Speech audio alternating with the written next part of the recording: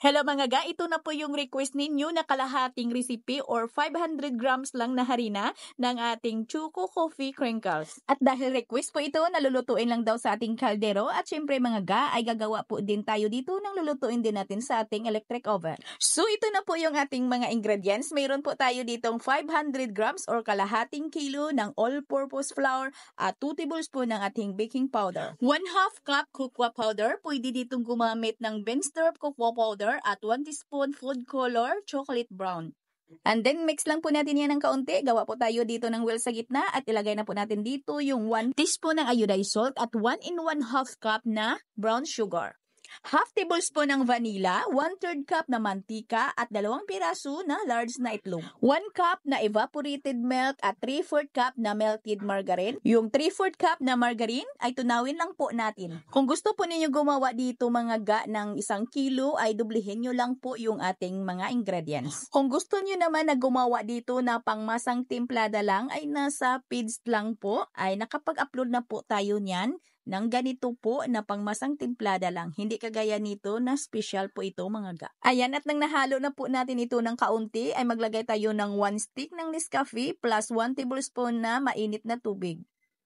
And then mix lang po natin yan mga ga at ito ay hindi po natin ito i-form agad. Bali i-rest ko muna ito ng mga 1 hour. At pagkalipas ng 1 oras mga ga, ito na po yung ating mixture. Ayan, maganda na po ito i-form kasi hindi na masyadong basa.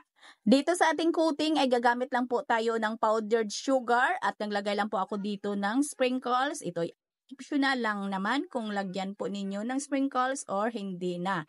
At pwede din ganito po ninyo gawin sa pag-form po ninyo, roll at pagkatapos ay ipalubog po natin dito sa ating powdered sugar. At dahil lulutuin po natin ito sa ating kaldero ay gagamit lang po tayo dito ng lalagyan na kasya lang po sa ating kaldero. Ay naglagay lang po ako diyan ng parchment paper. At pagkatapos ay lutuin lang po agad natin ito mga ga. Kailangan po ay lutuin natin agad para hindi naman matunaw yung powdered sugar. At hindi lang masyadong malakas yung apoy ng kala natin dito sa ilalim at yung uling po natin sa ibabaw. At pwede naman tayong gumamit dito ng ice cream scoop para mas mabilis, pero ito ay hindi ko po ito tansya kasi ay medyo malaki na po ito pag ice cream scoop kung gagamitin ko. Ayan, niluto ko lang po yan sa kaldero ng mga 12 minutes. Ay parang sa oven lang niluto. Ayan mga.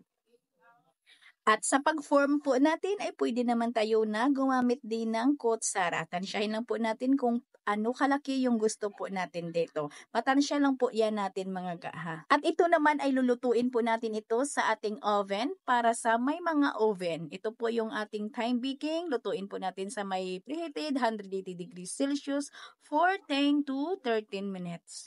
Paglulutuin po natin sa kaldero mga ga ay kailangan po ay bago po tayo mag-coat sa ating crinkles mixture ay naka-ready na po yung ating kalan. Kailangan po ay isalang po talaga natin agad para hindi matunaw yung ating powdered sugar. Subukan po ninyo mga ga yung ating recipe ngayon kasi napakasarap at malambot at chocolate talaga. At syempre, bangong coffee at lasang-lasang coffee talaga. Sana nagustuhan po ninyo yung ating recipe ngayon. Magkita-kita po tayong muli. Ito pong inyong Kainday.